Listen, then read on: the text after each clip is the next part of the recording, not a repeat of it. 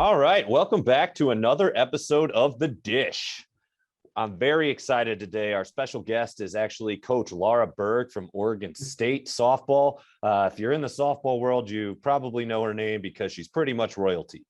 Four-time All-American, four-time Olympian with 4 consecutive Olympic gold medals. One of those was part of the 2004 team in Athens, I believe. That was the real dream team, as they called it, one of the most dominant softball forces on the field. And we're so excited to have you, Laura. Thank you so much for taking the time with us today. How are you feeling? I'm good. Thank you for having me. Finally got some downtime. Haven't had a lot of downtime since 2012. But that's okay. I've had the time of my life. Awesome. Great to hear. So we want to talk a little bit more about what you did over in Tokyo this summer. Want to make sure that we hear how the experience was. It was obviously different being in that the Delta variant now is coming into play in our regular lives, but seemed like a great experience. You came away with a silver medal, so now you have one for coaching, and obviously you could, if there were rings, you'd have a full finger or full hand now. So how was the overall experience? And even though it was a little bit different than a normal Summer Games? Yeah, I thought they did a phenomenal job. The facility was great. They made us feel welcome. The field obviously was on turf, but it really didn't change the game at all. And it was hot, it was humid, which is better than it being cold. And like you said, it was a little different because we didn't have any fans there. But at the end of the day, we're just excited that we got to play. For a long time, we were afraid that the games were going to be canceled. So it would have been great to have had 35,000 people at the field or at the games. But, like I said, we were able to play. Absolutely. And that's the most important part for sure. So what was the most memorable thing that you can take away and really instill now back at Oregon State this upcoming season? Oh, man. I've been very fortunate being a part of the national team for about 8 years now, and working with Ken Erickson. I've learned so much. Every year I take something away. And I think the biggest thing is when it comes game time, let these guys play. Analysis paralysis is a real thing.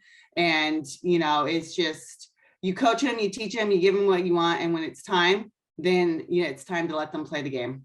So what was it like representing the USA and your country in a coaching role this time? Oh, man. Anytime that you can go out and represent the United States of America is an honor. To be able to have those 3 letters across your chest, it just, every time, I put that on, it just gives me goosebumps because there's no greater feeling. You see these fanatics of people with their college teams and, how crazy they can get and dressed up and, face paint and all that. And you just times that by 100. And that's how I feel, representing the United States of America. There's no greater feeling than that. And what was it like in that moment when you realized you had secured a medal and then you were going to fight for gold?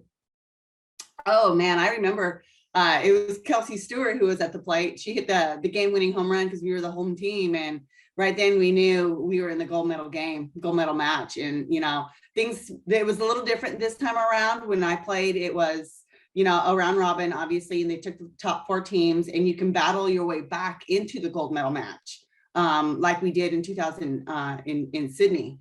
But this time, every single game mattered. You could drop 1 or 2 games in the round robin and not even make it to the gold medal game. And when Kelsey got that hit, I remember hugging Ken Erickson after the game, and it was just.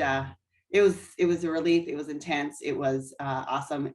A whole sense of pride for these players, because I have been there and know what it takes and the experience of being in a gold medal game, but these guys didn't. And, I was just super excited and pumped for them. So how did you take that former playing experience, knowing what they were going to go up against, to try to calm some of the women down and make sure they were focused on that game? Yeah, at the end of the day, these guys have been playing this game since they were 6 years old. And it's the same game. A curveball is a curveball, no matter if they, saw one in college or if they saw one in the international league or international game.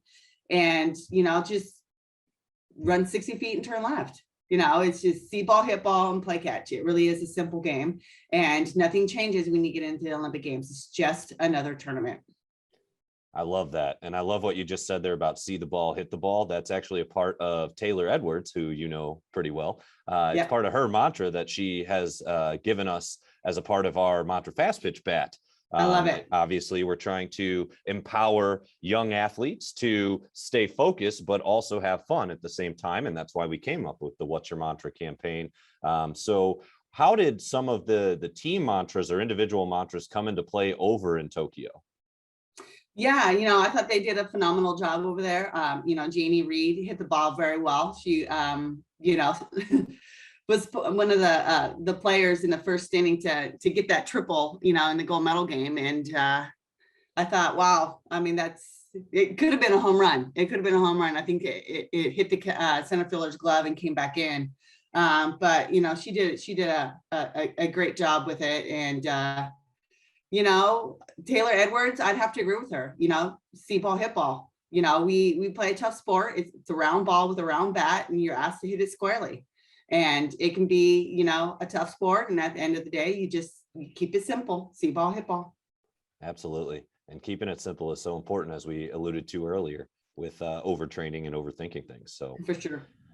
overall, what would you say are the main experiences you're going to take and try to instill at Oregon State this year to make sure you guys have a successful season? Yeah, you know, the things that I'm gonna obviously, you know, I'm gonna take a little bit from each of the coaches that I worked with in Tokyo and in years past. You know, they've got some great things. They're incredible coaches with Triya Flowers and Howard Dobson, Heather Tarr, and obviously Ken Erickson. Some of the things that I've learned from them, you know, something as little as, you know, how you interact with an umpire, you know, how to manipulate the lineup, you know, taking video back and being able to watch some video with my players and you know, little things like that, different drills that I learned that I thought, oh gosh, this is pretty good. I like this. Things like that I will take back to my team and put it into use. Awesome. Have you done anything fun with the silver medal yet? Actually, coaches don't get medals. Oh, okay. That's news to me. So fact, yeah, I just a lot learned of people something. know that. Yeah, I Yes. did not know that. Yeah, Interesting. yeah. Well, Mhm. it's still on your resume in my book. Well, thank you very much. I appreciate that. Awesome. Well, I appreciate your time today. That was all we wanted to chat about. It was great having you on. Any last words for any of the fans out there or any young athletes that are looking to make strides and level up their game this season? If you want to level up your game, you got to swing a mantra. You know, if I come out of retirement, which probably won't happen, but if I were to come out of retirement, a mantra is a bat that I would swing for sure. Awesome. Great to hear. Obviously, we're a little biased on our end, but we believe the same thing. So thank you again so much, Coach, for your time. We wish you the utmost success in the coming season, and we appreciate all you did for Team USA softball over in Tokyo, and we can't wait to see what's to come. Thank you for having me.